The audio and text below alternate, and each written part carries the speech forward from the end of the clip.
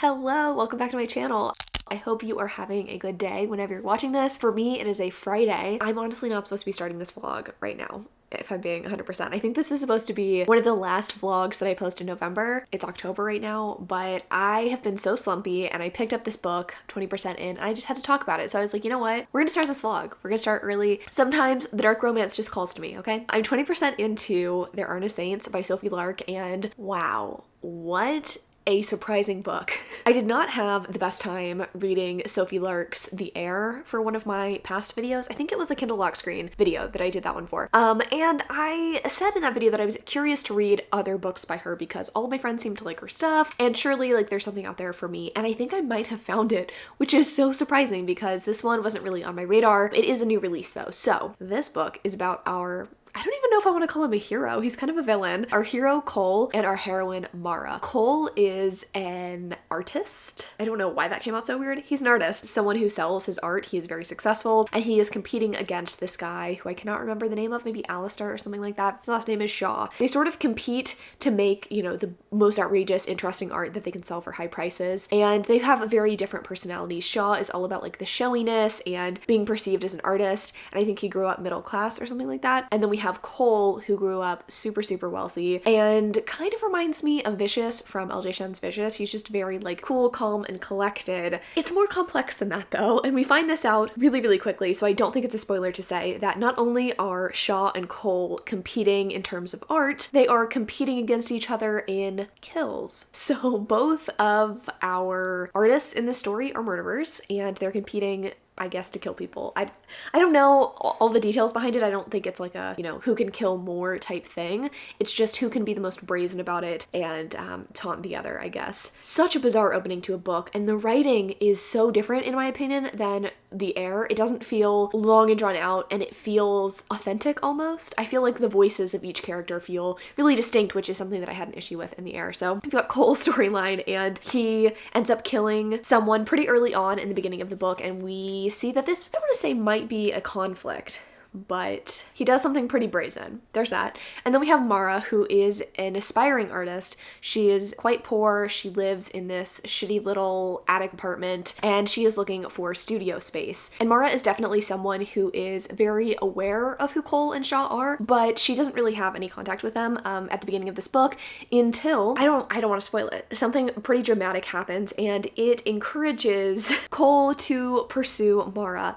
and not in a traditional sense. I would say if you've read You by Caroline Kepnes, you might enjoy this book because a lot of Cole's actions before he even meets Mara are over the top, kind of disgusting. He breaks into her apartment at one point and like goes through her things, sniffs certain articles of clothing, I'm sure you can guess. So bizarre. And what I think he's going to do is set up a situation in which he can give Mara art space. She needs studio space to create her art, and obviously Cole is really rich and can give her this, and I'm just curious as to what his interest in her is, because the people that he murders are men, the people that Shaw murders are women, and Cole seems to have a really unhealthy obsession with Mara, yet he doesn't seem to be like super into women generally, so I don't know. It's a very strange book. It's very odd, but I'm enjoying it. I feel like the writing is so compelling and so interesting. When I looked up the page length of this book out of curiosity, I realized it was only like 300 something pages, so it doesn't feel like it's going to be completely long and drawn out, though it is part of a duet. I'm so interested. I don't know what's going to happen, and I don't know how much I want to spoil because I want to keep this vlog interesting and I want to let you know what's happening, but I also want you to pick this up if it is something that turns out to be good. So definitely a dark romance, and one that I am glad that I have picked up as my first book. I definitely didn't say.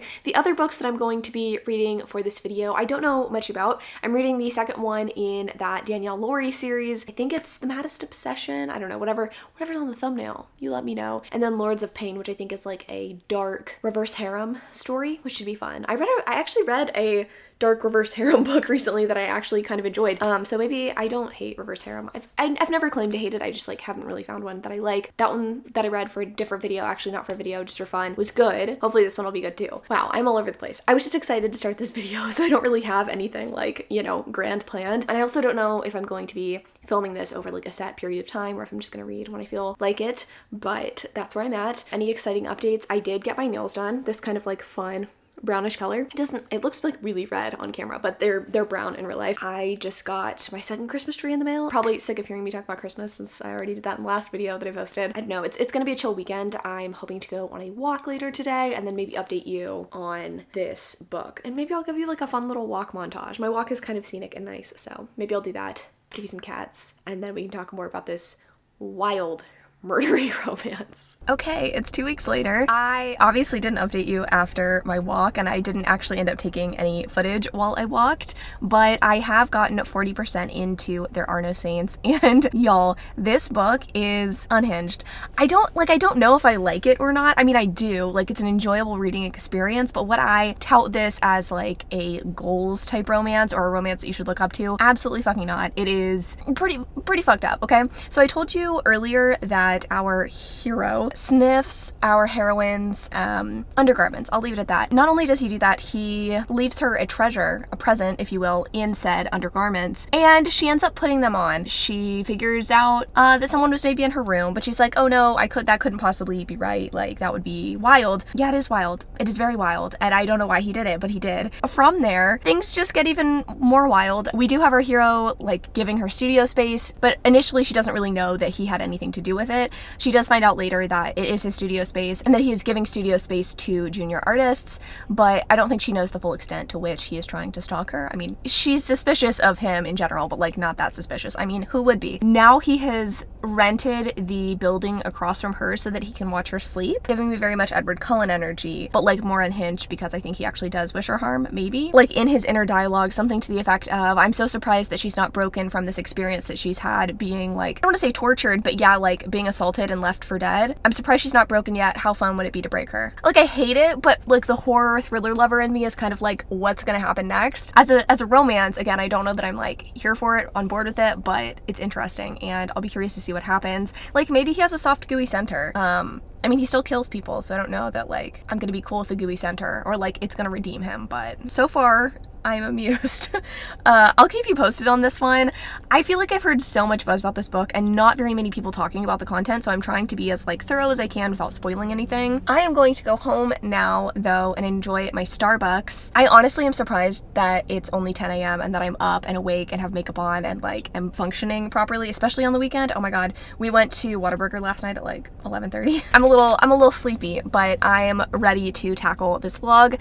I will let you know right now, this is going to be not even a 24-hour reading vlog, but more like a 12-hour reading vlog. Tomorrow is Sunday, and I am planning on getting out some of my Christmas decor and doing like a Christmas clean and decorate with me video. That will be one of like the first days of Chanmas in December, but that means I have to get all of the reading for this video done today, which is like kind of a big undertaking, but since I'm 40% into this book, I feel like I should be able to accomplish things as long as I really stick to it, and the way that I've been craving some good dark romance, I feel like it shouldn't be that challenging to get things done. So I'm gonna go ahead and go home. I'm gonna eat my Starbucks and I will be back to update you on There Are No Saints. Okay, so I'm back in my car. Surprise. I finished There Are No Saints. Wow, that took me a second. I don't know how to feel about this book. Just generally speaking, I enjoyed it. I thought it was a wild ride, but I just, as a romance, like I don't know if I can 100% buy into it because it was fucked up. I do think that our hero is kind of getting redeemed, but like I don't feel like in good conscience I could necessarily recommend this book. You have to be a certain type of reader. I feel like if you're watching this, you might be that type of reader since it's a dark romance. In terms of like content, it's definitely not the most like gruesome thing that I've ever read, and I feel like the subject matter isn't like the worst again that I've ever read, but the frankness, I guess, with which the story is told just really brings it to a whole nother level for me. Like, our hero is so unapologetic about the fact that he kills people. I don't know what to feel about this book. It is what it is. I enjoyed it.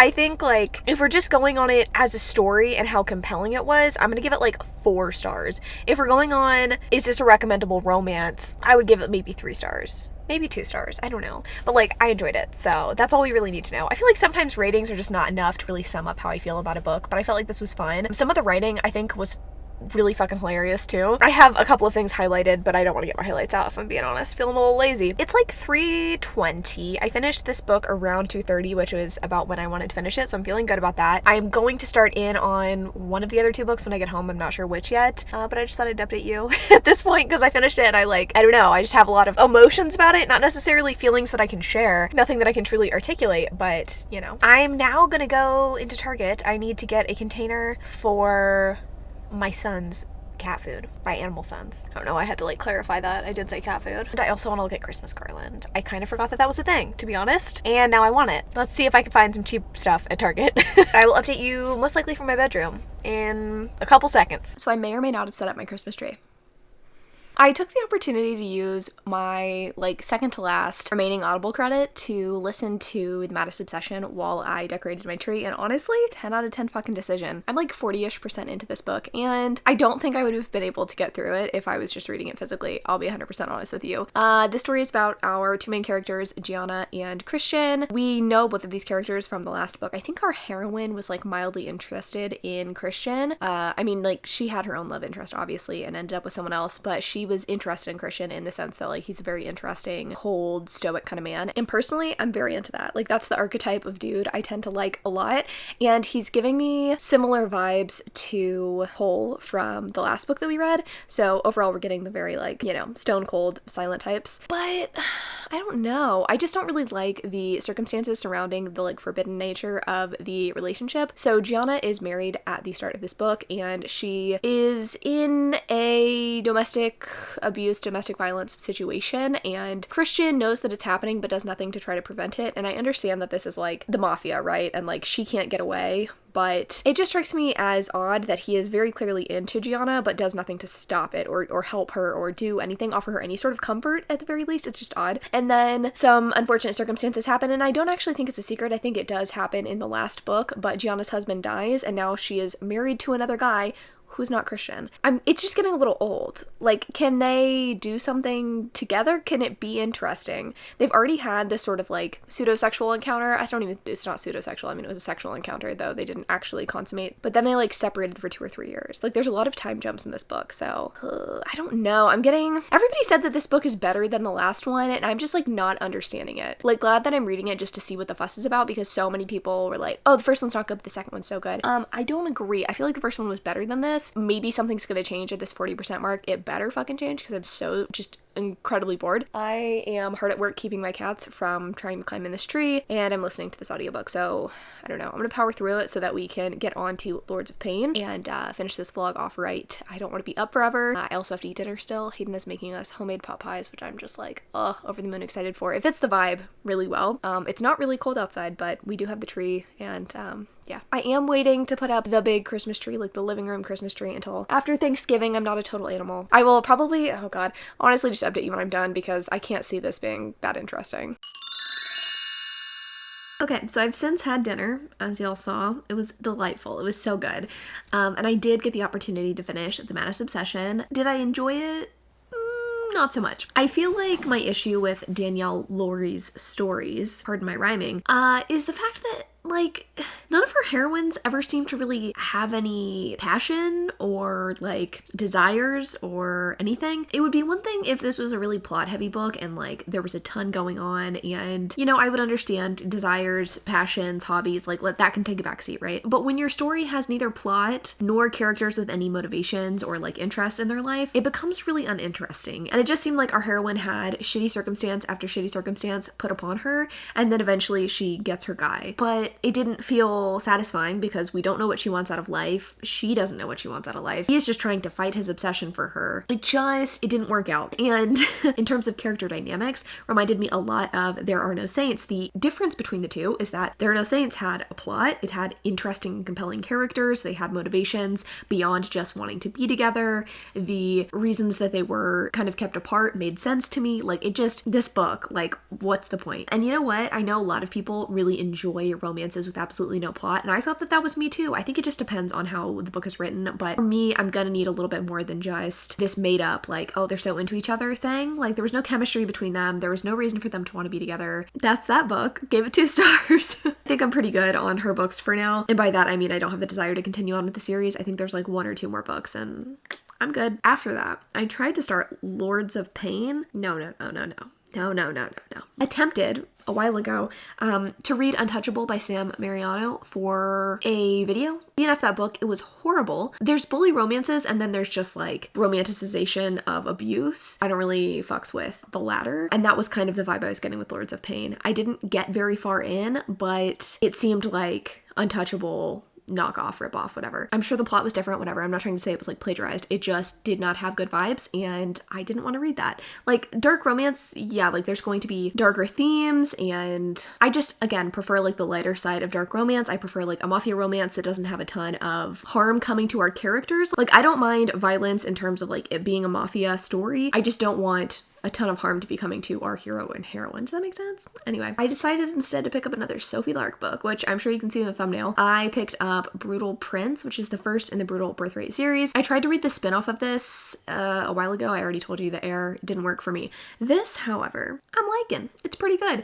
The writing is giving me the same vibe as There Are No Saints, which I'm appreciating. I feel like the air was just written completely differently. There was just no sense of humor in that book, but the sense of humor is definitely here in this book, just like it was in There Are No Saints. And I'm liking it. I'm liking it a lot. The book is about our 2 main characters, Ada and Callum. Callum is like the heir to the Irish mafia throne or whatever. He's trying to become a politician though, so like he's trying to clean up the family image, and they're on board with helping him, and everybody in his family is very straight-laced. Ada comes from an Italian mafia family. They're a little bit more rough and tumble. They're not classy, basically. They're brawlers, is kind of the way that they're characterized, and I am so into the dynamic already between Callum and Ada. Like, upon first meeting, she tries to kill him, pretty much. The families decide that they're going to put together an arranged marriage between Ada and Callum, and that is going to be fascinating, I'm sure. Right now, Ada is trying on wedding dresses and bitching the whole time. There was an engagement party that had some like good witty banter and dialogue, and overall, I'm just enjoying this book. Like, it's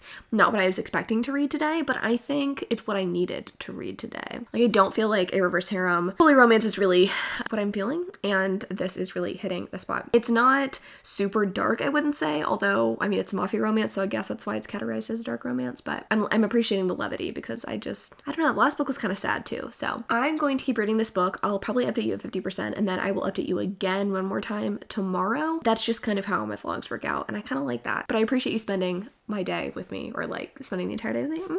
Yeah. I mean, I guess it's just like 20 or 30 minutes for you, but you've been with me all day. I'll talk to you in a little bit, and then tomorrow morning. You understand. Okay, so I didn't update y'all last night, clearly. I did end up finishing Brittle Prince this morning. I just didn't really have much to say at that 50% mark. It's one of those books that, despite it having a strong plot, it's just not something that I felt compelled to like talk in depth about. It's not like a revolutionary story, and I ended up giving it 3 stars anyway, so it just didn't really feel like it was super necessary to update.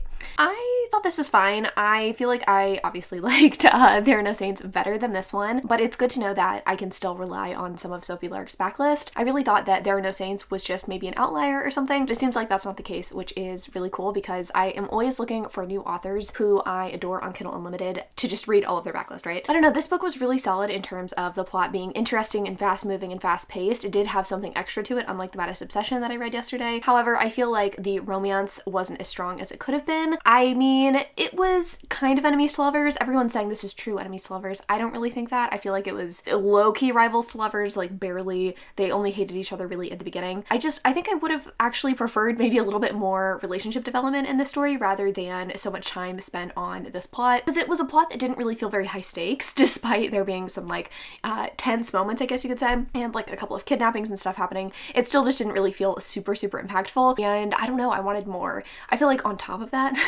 not to like pile on, but the sex scenes were just kind of middle of the road for me. Like, I just wasn't super invested in them. Like, I think had the sex scenes maybe been better, I would have liked the romance more. It's not like they were bad or cringy. I just wasn't like, oh my god, wow, like fanning myself. Like they were just kind of whatever and just there. And I think since the relationship really starts as a physical one between Ada and Callum, I really wanted more in the way of the sex scenes in terms of like them being more interesting or revolutionary, I guess, if that is going to be the way that the relationship starts. Anyway, I thought it was fine. I'm glad that I read it. It was an interesting way to pass some time, and like I said yesterday, I really do like Sophie Lark's writing style. This one was funny, it was witty, it was well told, it didn't feel overly long or anything, so I enjoyed it, and I'm gonna give it 3 stars. This was obviously not as successful as my last Kindle Unlimited reading vlog, although I didn't really expect it to be, given that that one was new adult and this one is dark romance, and I seem to have a little bit more of a hit or miss relationship with dark romance, but I'm still always on the hunt for a really good, solid one. I know they're out there. I guess I'm just gonna have to search a little bit harder, and I'm also gonna have to read the second book in the There Are No Saints duet. I don't actually know what the name of the duet is, but I think the second book comes out really soon, or might already be out, so I'm gonna be reading that ASAP. And if I do, you'll see it in a wrap up or something, I'm sure. But thank you so much for watching this video. I love you so much, and until next Sunday.